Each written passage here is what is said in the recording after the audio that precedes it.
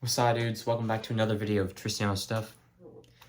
Today, given that it's the day after the DNC ended, and a whole lot has changed since my Biden-Trump prediction, I thought we'd revisit a presidential prediction and Senate prediction, and I'm even adding the House prediction, although I really feel like I'm not qualified to make any solid predictions when it comes to the House. But what I can say is I've got some solid stances on what might happen. Today itself was a big day. We just finished the DNC, which obviously was a major event, but then Kennedy endorsed Trump, and we'll get into it, but we'll see how that affects the election. Kennedy, probably, I won't spoil. I will first turn y'all around so that y'all can see what we're working with. Hold on. Just so I can get the best adjustments. I will come around and do this. Hold on.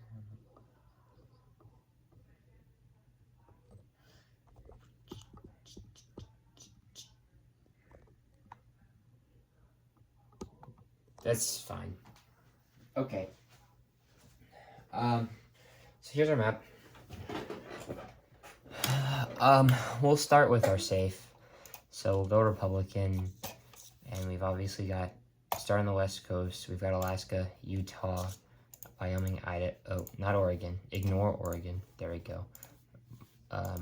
Montana, North Dakota, South Dakota, boom, boom, boom, boom, boom, boom, boom, boom, boom, boom, boom, boom, boom. These are Republican safes. That's it. Democrat. Boom, boom, boom. Boom. Maryland, of course, Delaware, DC, Rhode Island, Massachusetts. Just the whole lot here. Of course, New York. I will actually remove New Jersey. I don't think it's going to be by massive proportions that it's not safe, but it won't be safe. I'll leave that. That's our map. I think this is probably about accurate. Maybe not. Maybe Maine also could be considered safe, but the 2nd district not. But that's what we have safe-wise. We go back to the Republicans and we add our likelies. Texas, obviously is going to go Republicans. Same with Florida. Ohio at this point seems that way. J.D. Vance helps that case. Iowa, also likely. They've just been states trending right. I forgot to add Kentucky as a safe state and Indiana for Republicans. We're doing likelies. Another thing I forgot, Hawaii is safe Dem. But we're doing safe states. I think that's it for the Republicans, of course. Oh, I guess Maine 2nd is safe Republican likelies. Other likelies, I can say Colorado most likely will go likely. And New Mexico. Virginia, likely. And we'll leave it at that. I do think New Hampshire certainly is going to go Dem, but I think it'll be lean. It's just a bit of a solid lean. I guess Maine, likely. This is where the election lies in these gray states here. And I guess Nebraska's 2nd, although Nebraska's 2nd will most likely not matter much, and will probably go Democrat. I'll go lean Dem. But yes, this is what we've got. So what are we going to do about this? What does this tell us? Well, it tells us that this election is pretty close, and it really does matter about who wins swing states.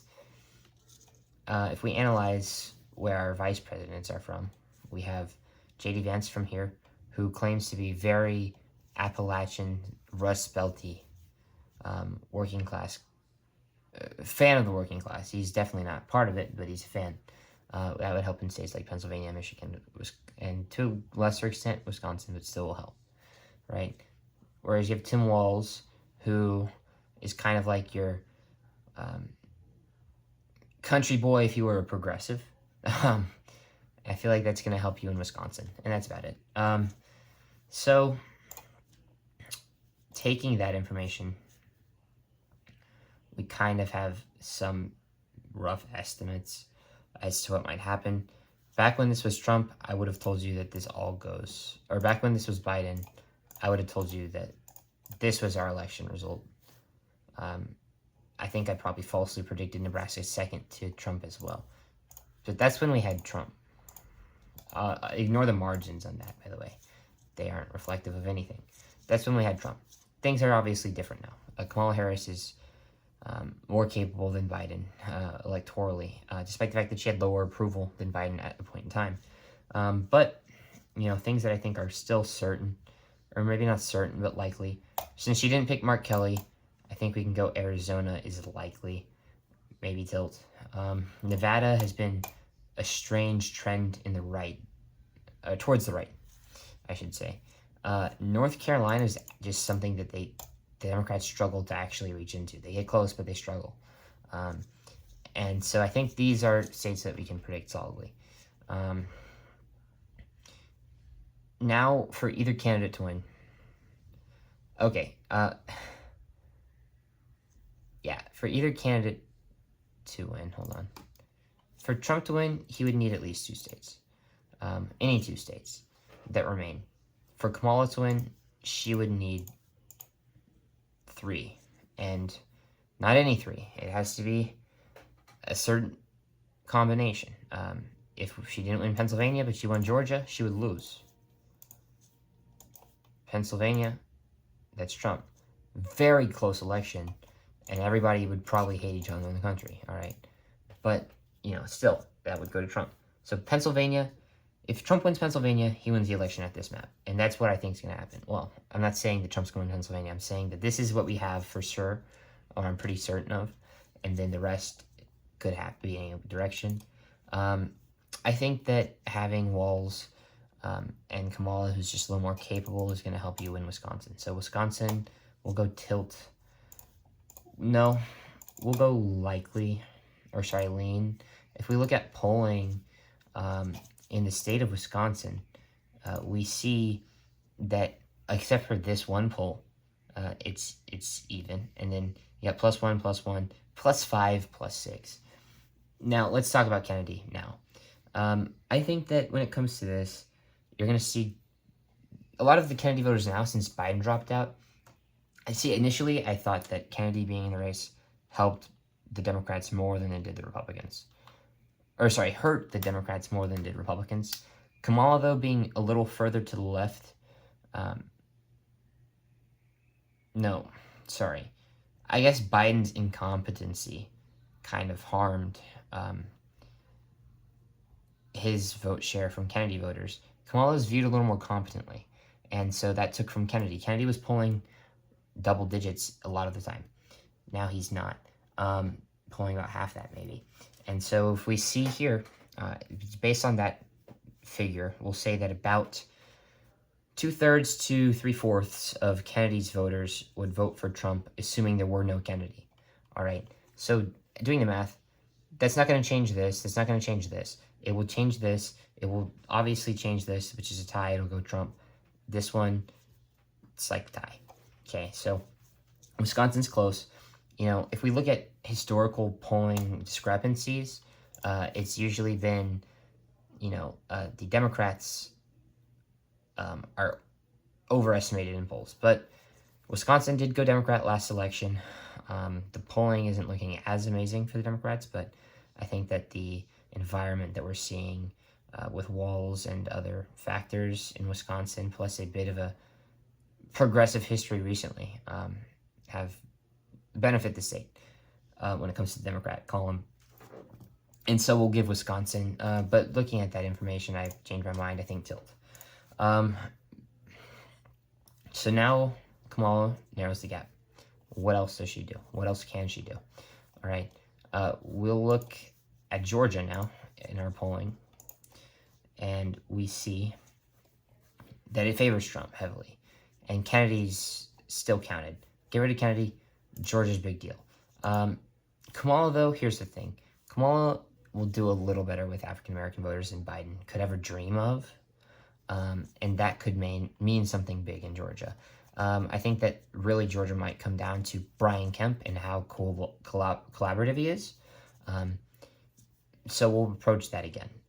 But we'll look at Michigan. Michigan is a state that I think Kamala has a good shot in, if it would adjust. And we're seeing, kind of mixed results, but this wouldn't change. This one would probably be at a tie. Maybe it'll change. This one's Trump, but still, it's dumb. Plus, this is it's not dumb, but it's, kind of questionable. This one was sponsored by Fox News. So let's not necessarily take that to the heart, and we'll give Michigan tilt. I think that one thing that Kamala is going to do a little better on here is the Israel-Palestine issue. I mean, in her speech, she seemed as pro-Israel as Biden, but policy-wise and in prior speeches, she's definitely been a little less pro-Israel than Biden. And the large Arab-American vote in Michigan will factor in here, especially when it comes to turnout. I really think turnout was what initially predicted me to go that Trump wins. We're actually going to put that back. Pennsylvania, I think, is maybe the closest state. But we're seeing already that there's so many caveats. All right, this election is going to be very stinking close. Super close. But if the stinking buttons would work. Okay, this is unfortunate. Okay, now it's working. Good. There's a lot of polling. 2, it's pretty favorable to Harris. But like I said, 2/3 to that margin, right? I forget the margin I mentioned, but it makes things look a little closer. So Trump here, easily gonna win, especially with Kennedy dropping out. Trump, still Harris. Call it a tie. Harris. Trump, most likely. Trump. So that's Trump. Tie. Harris. She really made a blunder not picking,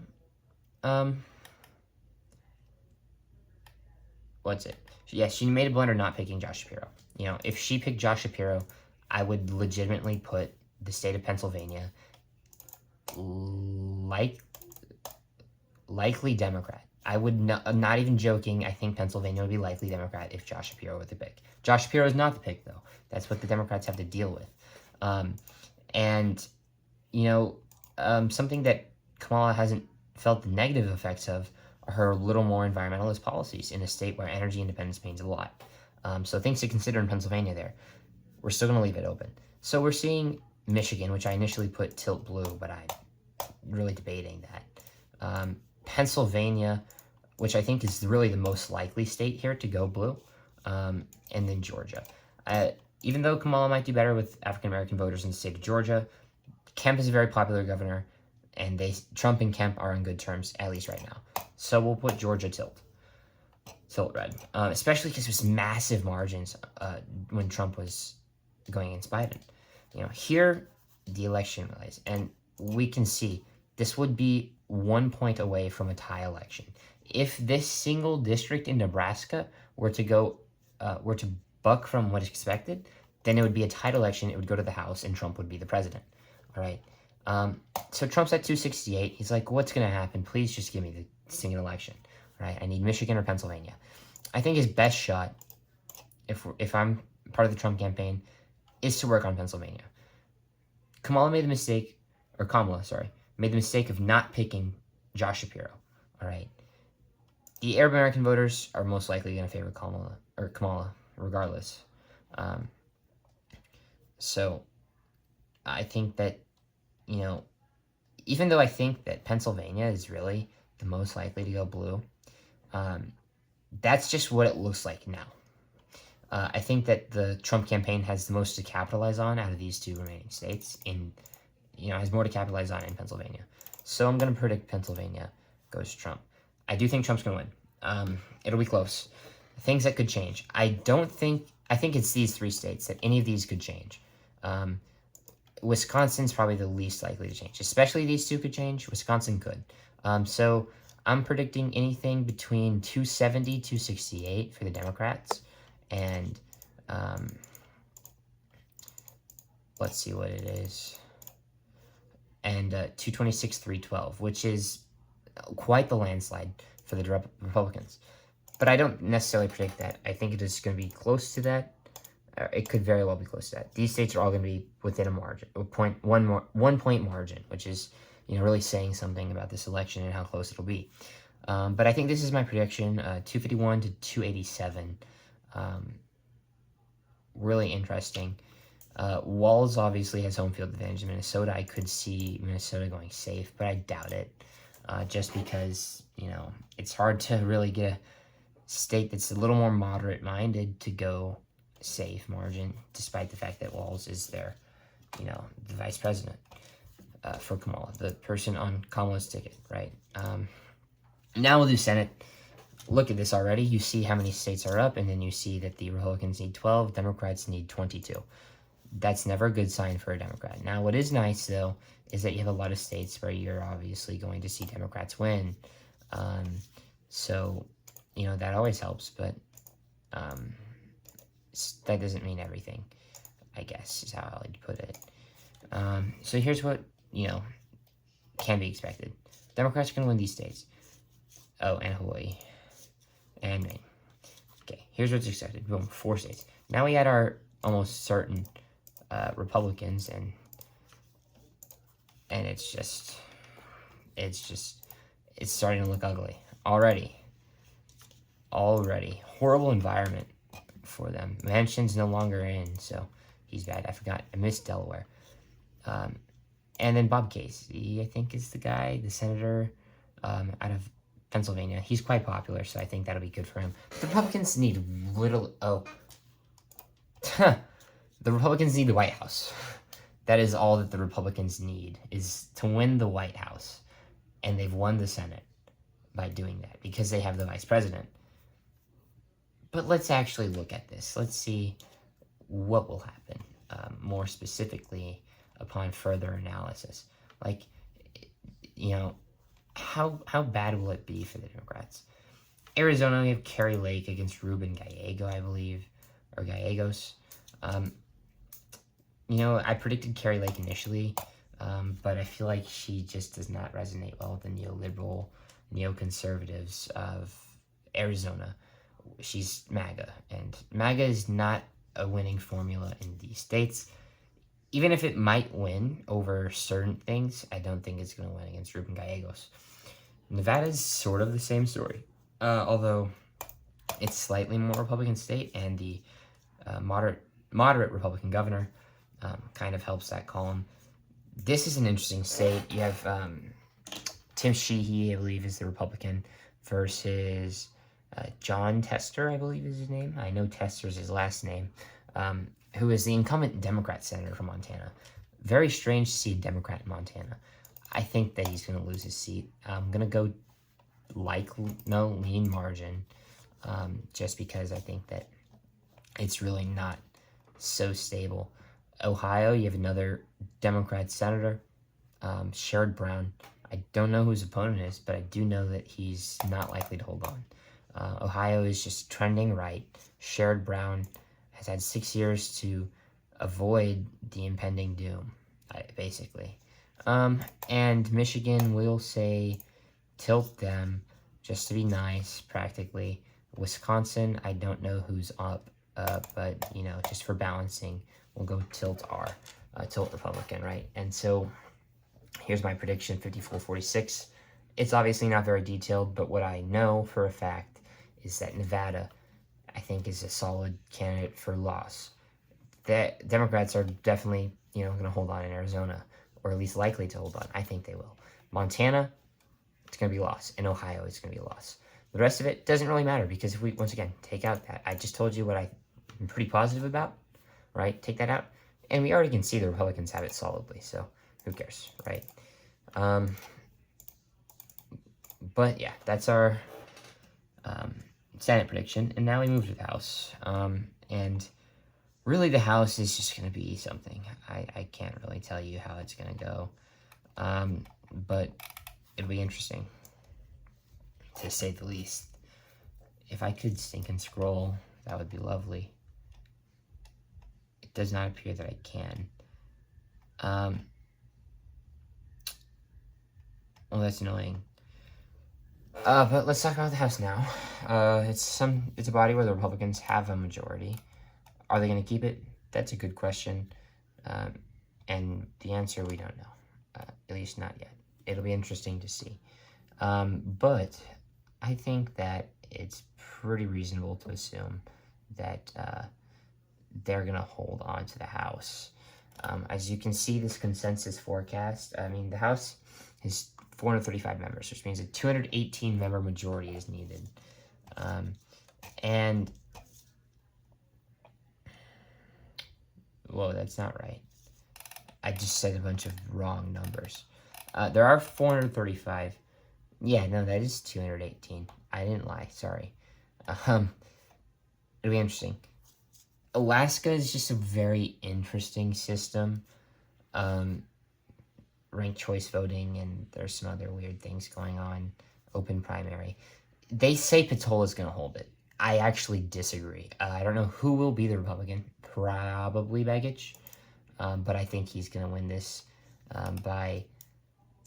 They don't use tilt. Oh, that is... Yeah, they don't use tilt. I will go with this lightest color, lean. So, that... I'm just going to trust what they say. I don't know. Schweikert's going to hold on. Call it the lean / tilt color. Ciscomani's going to hold on. Blah, blah, blah. And what you're seeing is in California, these people are just overperforming by large margins. The Republicans are in their districts. I think that, that's kind of a common thing to see down ballot Republicans kind of outperform. And so I think it will, in that regard, go well for the Republicans. California, they're going to hold on to all of these seats, even though, it says tilt. I will give them Colorado, the Democrats. I also will say Jared Golden holds on to his main second. It's a, I would say an interesting seat to consider. But Golden's moderate position on a lot of issues mean that he has a great chance. I've heard that Thuralt, this Austin dude, is a little bit of a better candidate than the guy who ran last, but that does not mean he's going to win. So I'm going to say that he will not win.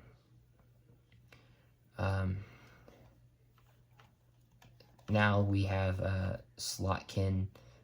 I think they'll hold on. We'll go with just lightest color. Default to that. Same thing here. They'll hold on. Here is going to be interesting. I've heard that this seat in North Carolina is moving right. And I also will say that, like I said, there's kind of that House overperformance factor. North Carolina tried really hard to gerrymander this so that it would be a Republican seat. And I'm going to say that their efforts pay off. Here we have Don Bacon hold on. Even though the seat itself votes pretty decently Dem, 6.3%. Here, same situation. They're going to hold on. The Republicans will. Here, it's really an interesting question. I think that it's not going to pay off for the Democrats. I think that this will be swapped to the Republicans. And I don't have so much basis for this. I just know that that's this district right here. I just painted. It's got a scary high chance of going close. Maybe not scary, that's just a part of democracy sometimes, but I do think that that's not going to change the fact that it's going to happen. Here, I really don't know. It says there's an incumbent Republican, but it's just, look at the presidential margin. This is not the state of California. I don't know anything about Mike Lawler. nor do I know anything about Mondaire Jones, but I'll trust that Mondaire Jones isn't like an absolute failure in an electoral perspective.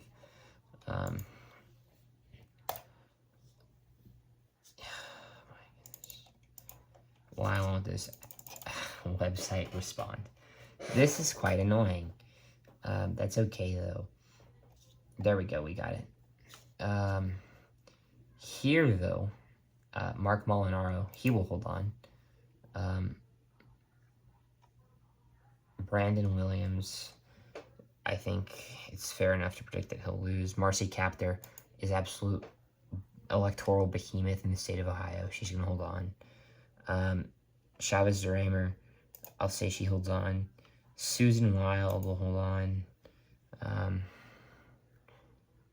Although the 0.6 might change, this is based off of, I'm assuming, 2020. That's just not something that necessarily looks good for that candidate, but we'll give her the benefit of the doubt and say she holds on. Matt Cartwright, this is actually in a Republican district, although he seems to be a bit of a resistant candidate in that regard. But, if Shapiro is not running, I think that down ballot, it'll hurt Pennsylvania Democrats, so we'll switch this. And really, I guess Susan Wild switched too. I've heard coverage saying that, these are both seats in the, hold on, we'll go look at the state. They're both right here.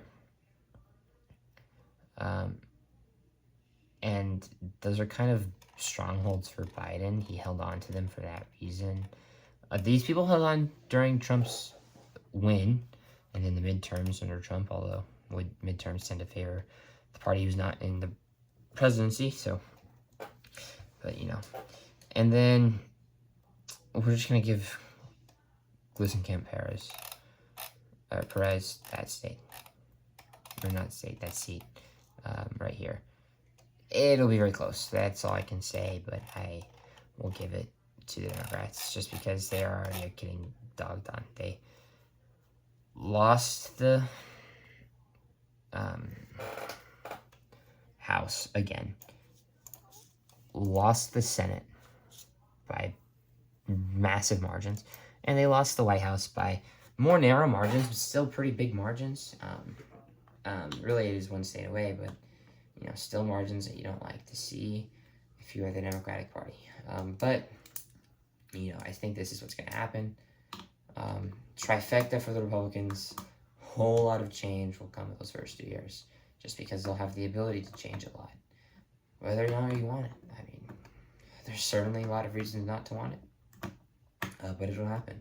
People express concerns about Project 2025, which sure Trump didn't endorse, but if you look at it and then you look at Trump, you're like, yeah, not too many of these don't line up. Now they also use it kind of just to scare you. I think that's excessive. It's pretty run-of-the-mill Republican policy, or at least MAGA policy, which is something to expect. It's nothing new or scary, unless you think that Trump was already scary, in which case, why'd you elect him in 2016? That's all I can say. But here's my prediction for everything. It'll be interesting, kind of concerning, maybe. Really, I think that Trump and Harris are not the best options that either party could have proposed. You had many better options, but, that's fine.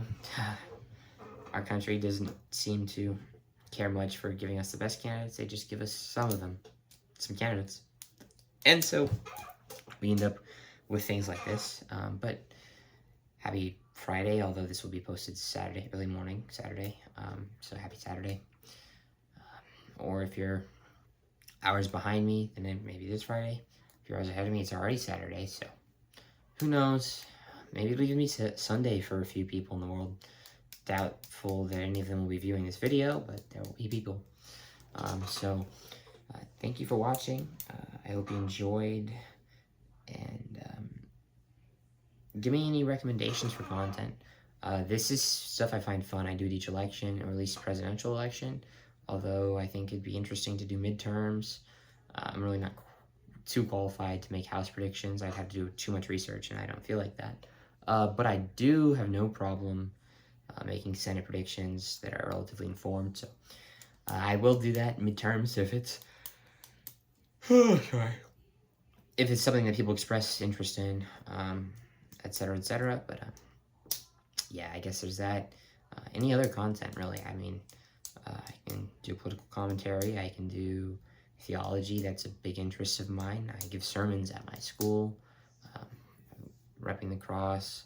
Got a cross bracelet, the fisherman bracelet, and then this is specifically to my church, but you know, a religious thing still.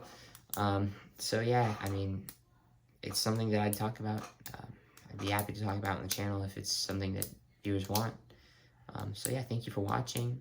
I hope everybody enjoyed, and just have a splendid night, morning, day, whatever time it is.